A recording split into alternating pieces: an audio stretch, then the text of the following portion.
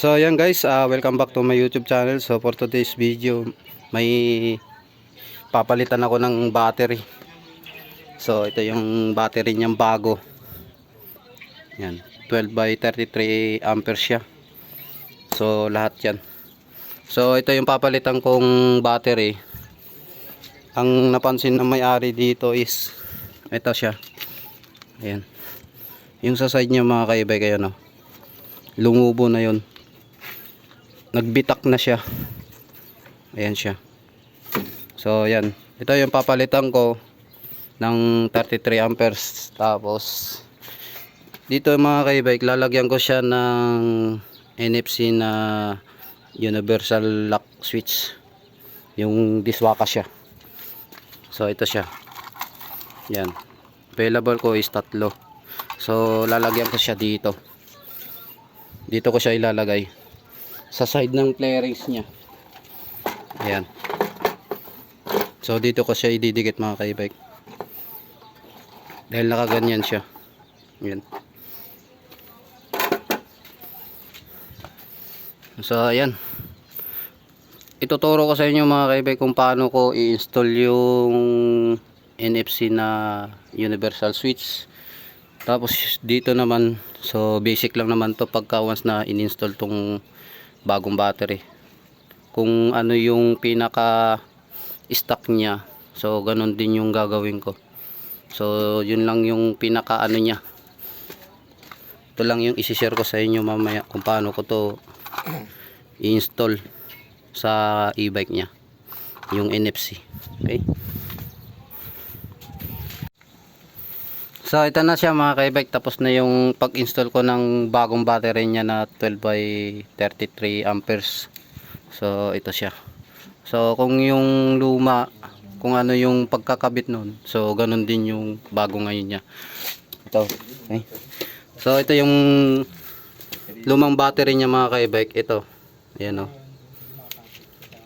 Sabog siya yung sa side niya. Tapos yung iba, yung dito niya medyo lobo na, papunta na rin yan dito, puputok na rin siya. Ayan. Okay, so okay na to mga kaibike. Tapos yung sa NFC na universal lock niya na switch, so ito na, na-tap ko na rin siya.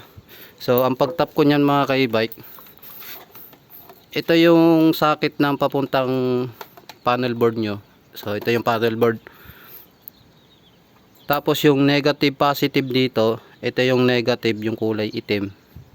Tapos yung positive yung kulay red. So sa NFC naman, itong orange nakatap na to sa kulay red, positive. Tapos yung green nakatap sa kulay black. Yung isang positive mga kaibike, ito yung galing sa NFC, nakatap naman yan dito sa kulay yellow, sa ignition niya. Ito yung wire ng ignition niya, nakatap yan dito sa kulay yellow. So pagkawas na natap nyo yan dito mga kaibike, dito sa kulay red, pag hindi siya gumana, so try nyo itap dito sa kulay yellow para magkaroon ng supply itong NFC na to. Okay, so try natin siya kung mag-on yung e-bike niya. So ito yung card niya. Tingnan natin kung mag-on to. So kunin muna natin yung voltmeter niya. Asan na yung voltmeter nito? So ito.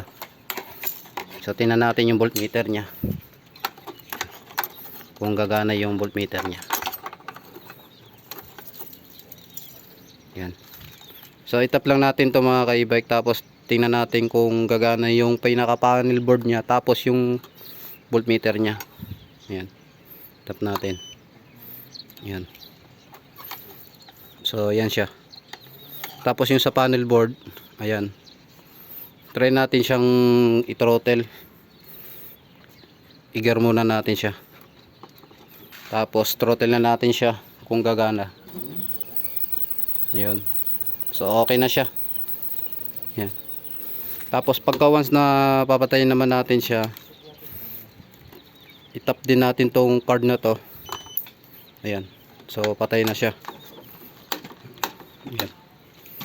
So dalawang card yan mga ka-e-bike. Pagka once na nawala yung isa, may extra pang isa.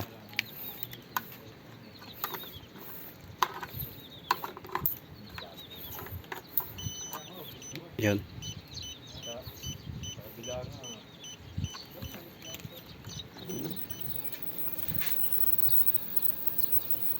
So ayan na siya. So napakadali lang nito mga ka-e-bike pagka once na nag-install tayo nito. So ito kasi tatlong wire lang to. Kulay green, orange, saka red. Yan. So itong dalawa na to, itong wire na to ng NFC.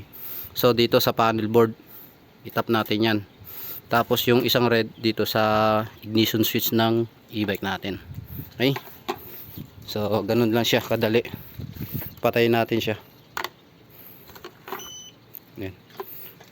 So isang tap lang. Pagka hindi nakuha ng isang tap, dalawang tap lang siya. So mag-on na yung e-bike nyo. So dito ko naman siya ikakabit mamaya. Yan. So ikakabit ko muna to mga ka-e-bike. Tapos ayusin ko muna yung pinaka cover nito. Ibabalik ko na yung cover nito. Yan. So ito na siya mga ka-e-bike. Tapos na yung e-bike na pag-install ko ng bagong battery. Tapos yung NFC na universal switch. So nandito yung NFC nya. Nandito sa side ng clearings na to sa loob. Yan. So hindi naman siya mababasa kasi naka ano naman yan. Naka cover naman tong clearings, tapos nakadikit siya dito ng double sided. Okay? So yan na siya. Tapos binalik ko na rin pala yung pinaka clearings nito. Tapos yung cover ng battery. So ito yung ignition niya. So wag na natin siyang ignition. Huwag nating susian. So ito yung gagamitin natin, yung NFC na switch. So ito yung card. So swipe lang natin to mga ka-e-bike. So dito ko kasi nilagay. Dito kasi dapat yan ilalagay o dito sa side. Pero wala siyang space. Kaya dito ko na lang siya nilagay. Yan.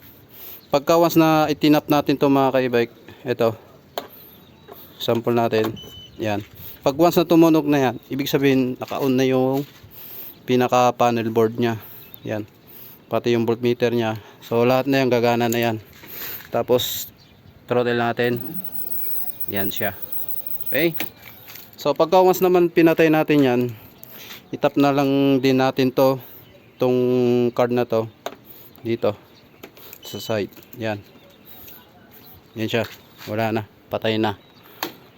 So ganun siya kadali mga ka-e-bike. Tapos ang ganda na nitong gamitin. Yan. Okay. So itap lang natin. Magsuswitch. Pagpapatay natin. Yan. Nakapatay na siya. Pero pwede kayong magdala naman nito. So ito may alarm din nito. Yan. Nagana pa to yung alarm nito. Oo. So yan, nagana pa yung alarm niya. Tapos kailangan magdala din kayo ng susi para dito laman sa U-box. Yan. Pagka once na may gamit kayo dyan. So ito pwede nyong gamitin din to. Kahit may NFC siya. So pwede nyong gamitin yan. Ayan.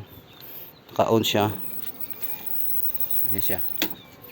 So walang problema yan. Kahit may susi siya. Tapos may NFC. So walang problema yan mga ka-e-bike. So nasa sa inyo yan kung saan kayo mapapadali. Pag once na itinap nyo lang to.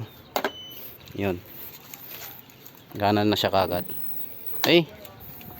Yan. Okay na. So yan lang mga ka-e-bike. Maraming salamat sa walang sawang pagsuporta sa aking YouTube channel. So thank you po mga ka-e-bike. So may gagawin pa pala ako dun. Isa. Ayun. Yung sa katrabaho ko rin. So yan lang.